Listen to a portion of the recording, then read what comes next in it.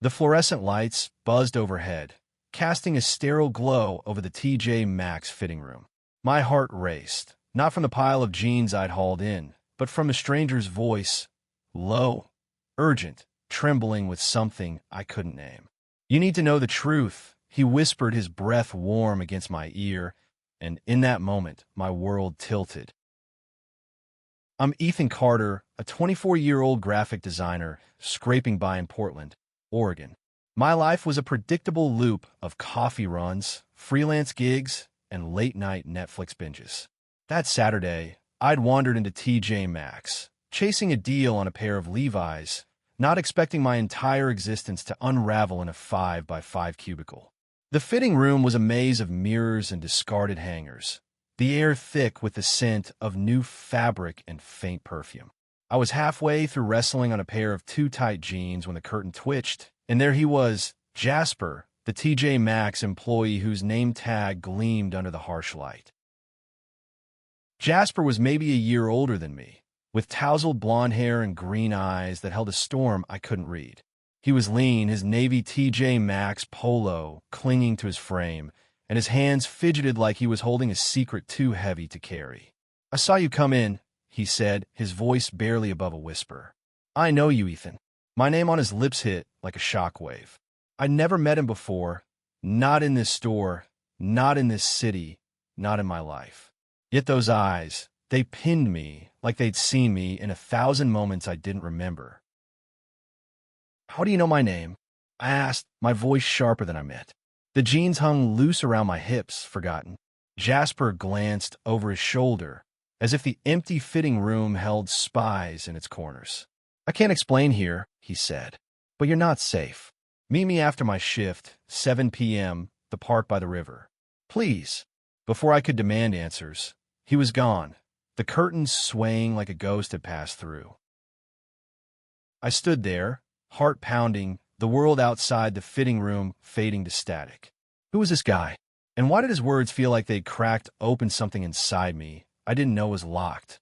I didn't buy the jeans. I barely remembered stumbling out of the store, the Portland drizzle soaking my hoodie as I walked home. All I could think about was Jasper's face, those eyes, that voice, the way he said my name like it was a prayer. By 6:45, I was at the park, pacing under a willow tree as the Willamette River glittered under the setting sun. I told myself I was crazy, that I should have stayed home, but curiosity burned hotter than fear. At exactly 7 o'clock, Jasper appeared, no longer in his TJ Maxx uniform, but in a worn leather jacket, his expression a mix of relief and dread. "You came," he said, like he hadn't expected it. "Start talking," I demanded, crossing my arms. The air was cool, carrying the scent of wet grass and distant rain. Jasper hesitated, then sat on a bench, motioning for me to join him. I stayed standing, my pulse a drumbeat in my ears. "I've been watching you for weeks," he began, and my stomach dropped. "Not like that, not creepy. It's complicated." He ran a hand through his hair, the gesture so human it disarmed me. 3 years ago, I was in a car accident. Bad one. I was in a coma for a month. When I woke up, I had these memories. Of you. Of us. Us. My voice cracked. I wanted to laugh, to call him unhinged, but something in his gaze stopped me. It wasn't just sincerity, it was pain, raw and jagged, like he was bleeding out right there. "We were together, Ethan," he said softly, "in high school, before my family moved away, before I forgot everything. I didn't know your name until I saw you in the store a month ago, but I knew you. Your laugh, your hands, the way you tilt your head when you're thinking. It's all here." He tapped his temple, his eyes glistening. "I don't know how, but I've been dreaming of you ever since I woke up. I felt dizzy, like the ground was slipping away. I hadn't gone to high school in Portland. I grew up in Boise, Idaho, a world away from this stranger. Yet his words stirred something, a flicker of recognition I couldn't place. "You're wrong," I said, but my voice wavered. "I don't know you. I've never known you." Jasper stood, stepping closer, close enough that I could smell the faint cedar of his cologne. "Then why are you here?" he asked. "Why didn't you walk away?" I had no answer. My chest ached like a door long shut was creaking open. He reached out, his fingers brushing mine, and a jolt ran through me. Not fear, not anger, but something warm, something that felt like coming home. That night, I didn't sleep. Jasper's words looped in my mind, each one a thread pulling at the edges of my reality. I dug through old yearbooks, my high school memories a blur of awkward dances and late-night study sessions. No Jasper, no trace of anyone like him. But the dreams started that night. Vivid, impossible dreams of a boy with green eyes, laughing with me under a starlit sky, his hand in mine. I woke up gasping, my heart racing, the line between memory and imagination blurring. The next day, I went back to TJ Maxx. I didn't need clothes. I needed answers. Jasper was at the register, scanning a customer scarf with mechanical precision. When he saw me, his face lit up, then darkened with worry. "You okay?" he asked, stepping away from the counter as soon as the customer left. "No," I admitted, my voice low. "I'm not okay. I need no more. About whatever this is." I gestured between us, the air charged with something unspoken. He nodded, his expression softening. "Meet me tonight," he said. "There's a place I need to show you. It might help." That evening, we drove out of Portland in Jasper's beat-up Toyota, the city lights fading into the dark sprawl of the suburbs. He was quiet, his hands tight on the wheel, and I stole glances at him, trying to reconcile the stranger beside me with the boy in my dreams. We pulled up to a small, abandoned house on a quiet street, its windows boarded, its paint peeling like old skin.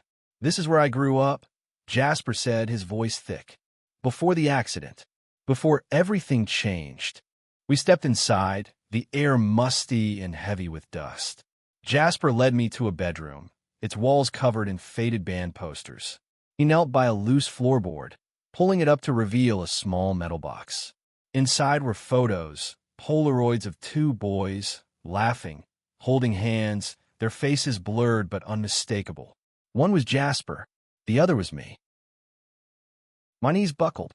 "This can't be real," I whispered, but the photo in my hand felt solid, undeniable. Jasper knelt beside me, his voice steady but raw.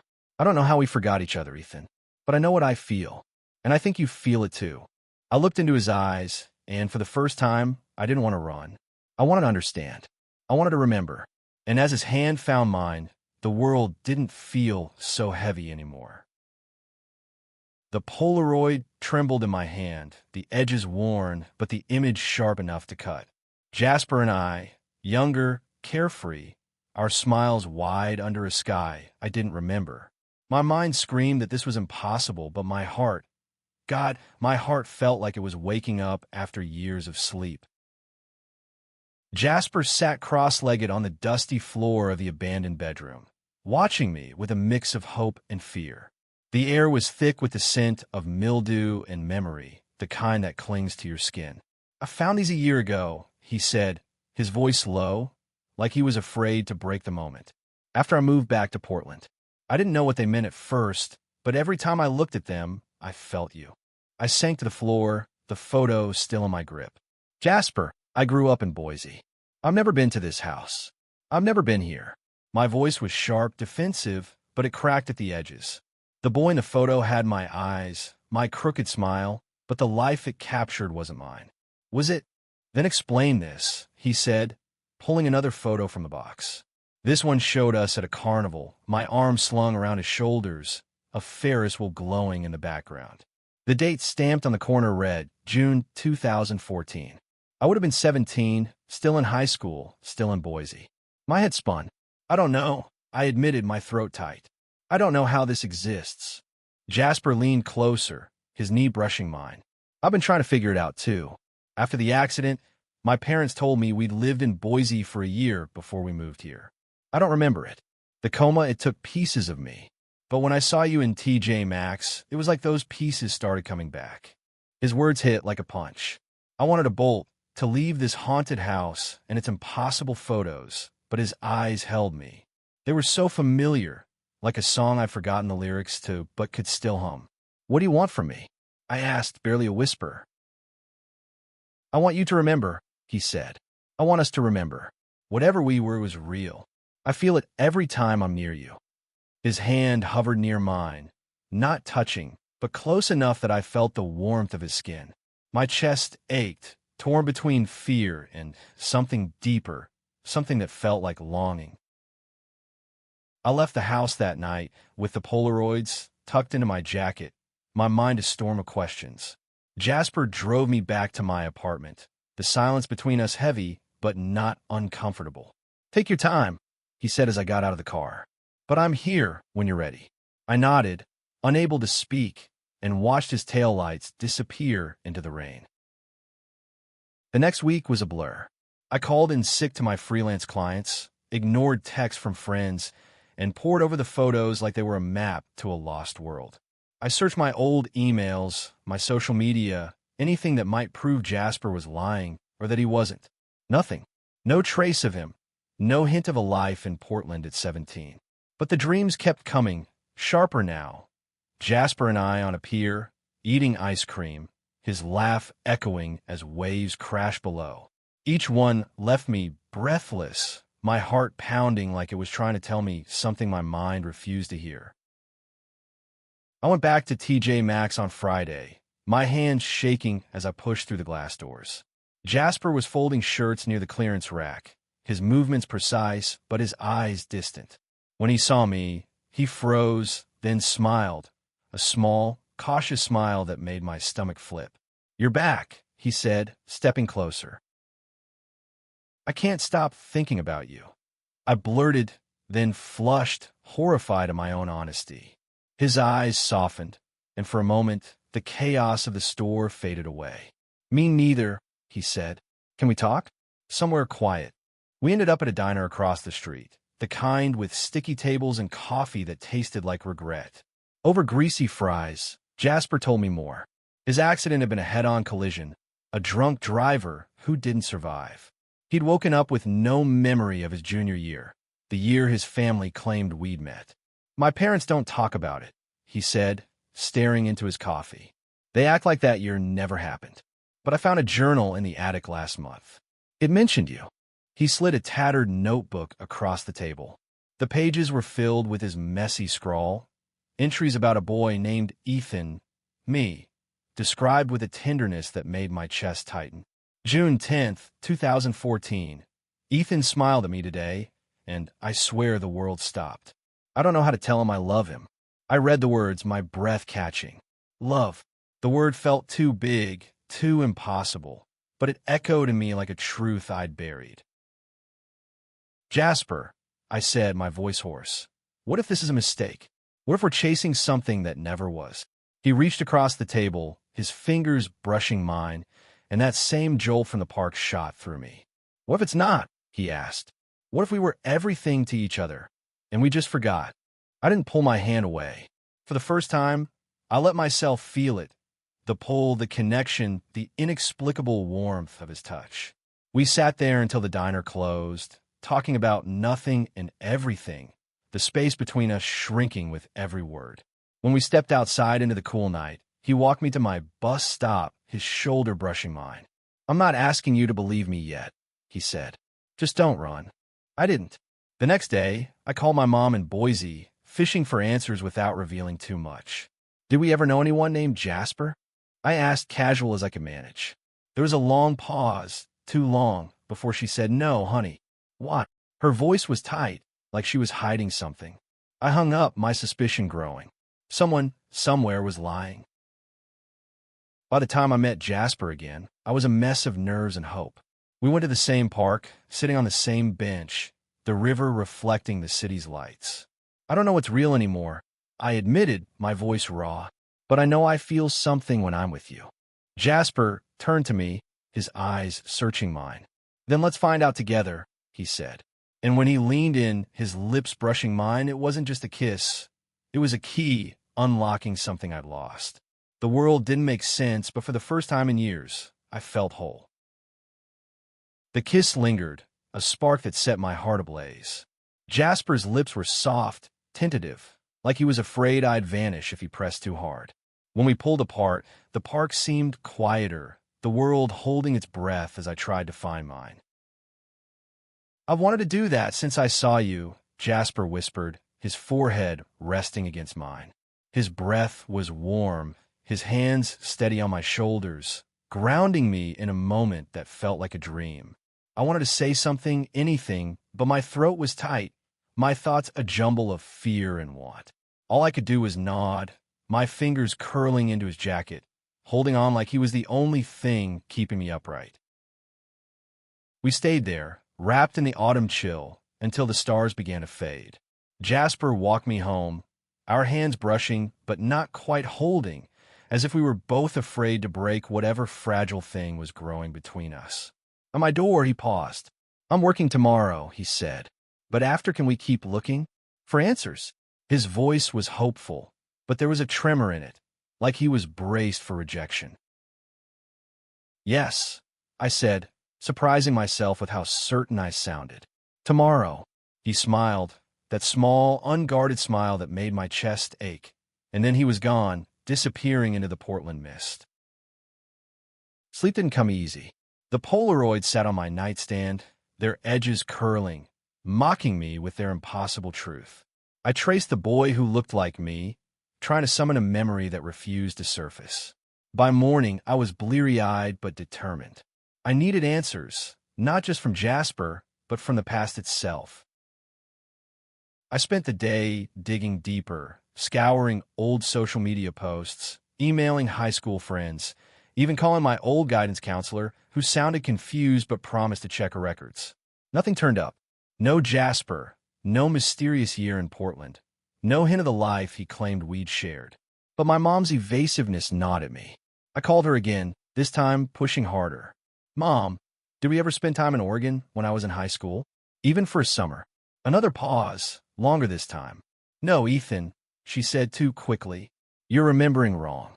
But I wasn't the one remembering anything. That evening, I met Jasper at a coffee shop, its windows fogged with the warmth of too many bodies. He looked tired, his TJ Maxx shift clinging to him like a shadow, but his eyes lit up when he saw me. "Any luck?" he asked, sliding into the booth across from me. I shook my head, frustration bubbling up. "It's like you're a ghost. There's nothing, no records, no photos except yours, no proof we ever met." I hated how accusing I sounded, but the weight of not knowing was crushing me. Jasper didn't flinch. "I know it sounds crazy," he said, leaning forward, "but I've got one more lead. My dad. He kept everything from before the accident. Letters, bills, old school stuff. He's in Seattle now, but I called him. He's coming down tomorrow with a box of my things. Maybe there's something in there."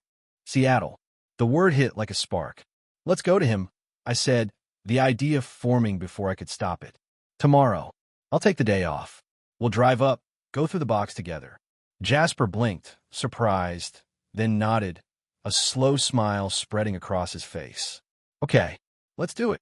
The drive to Seattle was 4 hours, the road winding through forests and past fog-draped mountains. Jasper drove, his playlist a mix of indie rock and old ballads that felt strangely familiar. We talked about his job, my art, the little things that made us real to each other.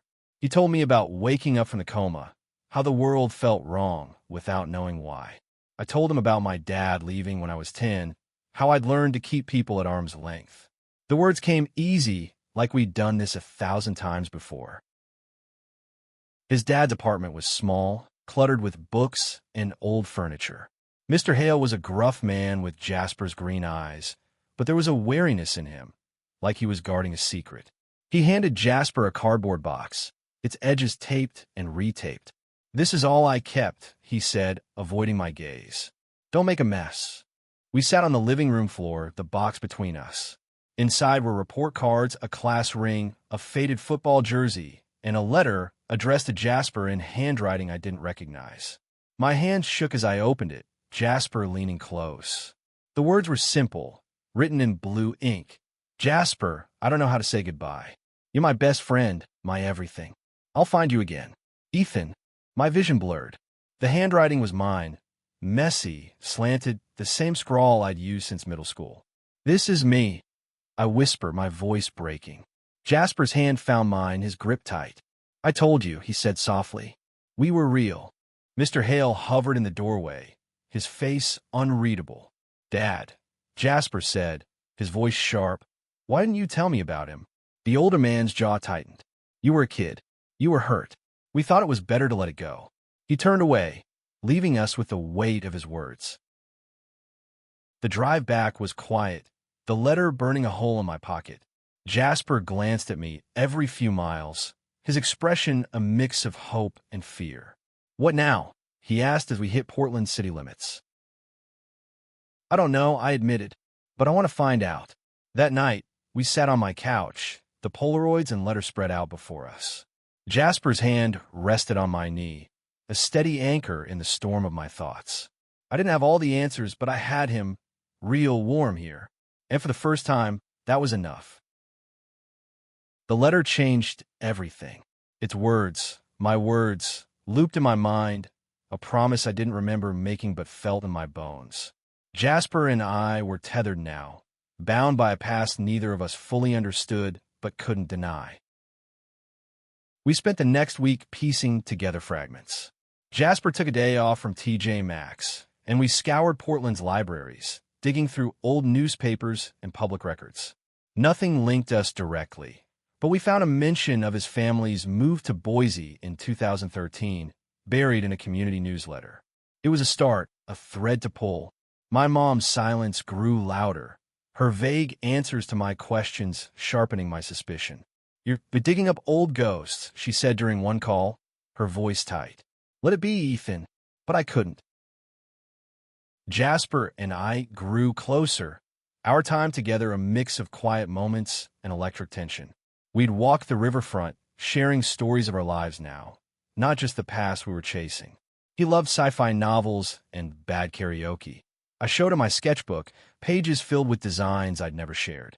One night, at a quiet bar, he sang along to a jukebox tune, his voice terrible but earnest, and I laughed until my sides ached. It felt like we were building something new, even as we searched for what we'd lost. But the past wasn't done with us. A week after Seattle, Jasper got a call from his dad. There's more, Mr. Hale said, his voice gruff over speakerphone. Found another box in storage. It's yours if you want it. We drove up again, the road familiar now, the silence between us comfortable but charged. The new box was smaller, dustier, filled with things that felt like relics. A mixtape labeled for Ethan, a friendship bracelet, a folded note in my handwriting that read, "Meet me at the pier." Each item was a dagger, sharp with familiarity I couldn't place. Jasper held the bracelet, his fingers tracing the frayed threads. I made this, he said, his voice thick. I remember now. You wore it every day. I took it from him, slipping it onto my wrist. It fit perfectly, like it had never left. Mr. Hale watched us, his expression softer this time. You two were inseparable, he said, almost to himself. Your mom didn't approve, Ethan. Neither did your dad. When we moved, they thought it was for the best. His words landed like a blow. My parents had known. They'd erased Jasper, erased us, and I'd never questioned it. Back in Portland, anger simmered in me. I called my mom, my voice shaking. Why didn't you tell me about Jasper? I demanded. She sighed, a sound heavy with years of secrets. You were young, Ethan. You were different after him. We wanted to protect you. Protect me. The words fell hollow, a betrayal dressed up as love. Jasper was there when I hung up, his presence a quiet strength. We sat in my apartment, the bracelet still on my wrist, the mixtape playing softly on my old stereo. The songs were ones I'd loved at 17, ones I hadn't listened to in years. They took you from me, I said, my voice breaking. Jasper moved closer, his hand finding mine. They couldn't take everything, he said. We're here now. That night, we kissed again, slower this time, deliberate. It wasn't just memory. It was choice, a reclaiming of something stolen. His touch was gentle, his lips tasting of coffee and hope. And for the first time, I let myself believe we could rewrite the ending. But the world wasn't done testing us. The next day, Jasper got a letter, not from his dad, but from an old friend from Boise. It was short, scrawled in haste. Heard you're back. Stay away from Ethan. His family's trouble. The words sent a chill through me. Trouble. What did that mean? Jasper's face was grim as he read it, his jaw tight. We need to know who sent this, he said. And why? We tracked down a friend, a guy named Mark who'd gone to our high school. He met us at a diner, his eyes darting nervously. Your dad, he said, looking at me.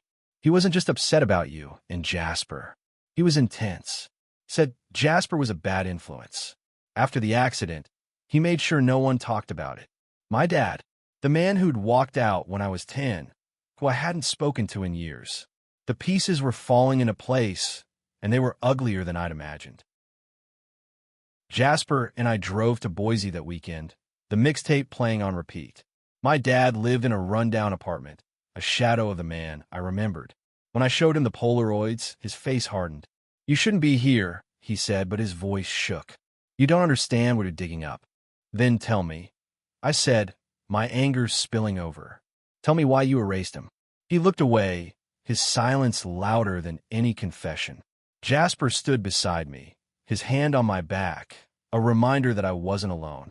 We left without answers, but the truth was clearer now. Our past had been buried deliberately by people who thought they were saving us. Back in Portland, Jasper and I sat by the river, the bracelet glinting on my wrist. They can't take this from us again, he said, his voice fierce. I nodded, my heart full. We were more than our past, more than the secrets others kept. We were here now, and that was enough. The river glittered under the Portland sky, its surface catching the last light of day. Jasper and I sat on the grass, the bracelet on my wrist a quiet promise, the weight of our discoveries settling around us. We'd uncovered a truth others had tried to bury, but it wasn't the past that defined us now. It was what we chose to do with it. The confrontation with my dad left a bruise, but it also freed something in me. Jasper and I spent the next weeks rebuilding, not just our memories, but our lives. We moved slowly, deliberately, letting each moment unfold like a gift. Coffee dates turned into late-night talks, his hand in mine as we walked through the city's autumn streets. The Polaroids and letters stayed in a box under my bed, no longer a mystery to solve, but a foundation to build on. One evening, Jasper invited me to his apartment, a small studio cluttered with books and vinyl records. He cooked dinner, burnt pasta, and a lopsided cake, but it was the best meal I'd ever had because it was his. We laughed, our knees touching under the tiny table, and when he kissed me, it felt like a vow. I don't care what we lost, he said, his voice low. I care about what we have now. But the past wasn't done with us entirely. A month later, I got an email from Mark, the friend from Boise. Attached was a scanned newspaper clipping from 2014, a small article about a teen incident at a local pier. It mentioned two boys, unnamed, involved in a fight with an older man, my dad. The details were vague, but it confirmed what we'd suspected. My dad's anger hadn't just been about Jasper. It had been about us, about what we were to each other, and he'd done everything to tear us apart. I showed Jasper the article, my hands shaking. This is why we forgot, I said. They made us forget. He read it in silence, his jaw tight, then pulled me into his arms. They failed, he whispered. We found each other anyway. That night, we made a decision. We couldn't erase the pain, but we could reclaim our story. We started small, posting one of the Polaroids online, a quiet act of defiance against the silence that had kept us apart. Friends reached out, some remembering whispers of our high school days, others offering support. The world wasn't perfect, but it was ours. Months later, we stood at the same pier for my dreams, the one in the photos, the one where we'd once promised to find each other again. The air was crisp, the water reflecting a sky streaked with pink and gold. Jasper took my hand, his fingers weaving through mine. I wrote something, he said, pulling a folded paper from his pocket. It was a letter addressed to me, its words echoing the one I'd written at 17. Ethan, he read aloud, his voice steady. You're my home, then and now. No accident, no secret, no lie can change that. I'll love you in every life we get. Tears stung my eyes, but they weren't from pain. They were from the weight of knowing we'd won. Against time, against memory, against everyone who tried to keep us apart. I kissed him there, under the fading light, the world soft and quiet around us. The pier stretched out, a bridge between who we'd been and who we were becoming. We weren't just the boys in the Polaroids anymore. We were Ethan and Jasper, flawed, fierce, and undeniably together. As we walked back to the city, hand in hand, I realized the secret that had left me breathless wasn't just the truth of our past. It was the courage to claim our future, to love without fear, to build a life where no one could erase us again. The world would always have its shadows, but we were light enough to outshine them. And so, we kept going, two souls who'd found each other twice, against all odds, writing a story that was messy, beautiful, and ours.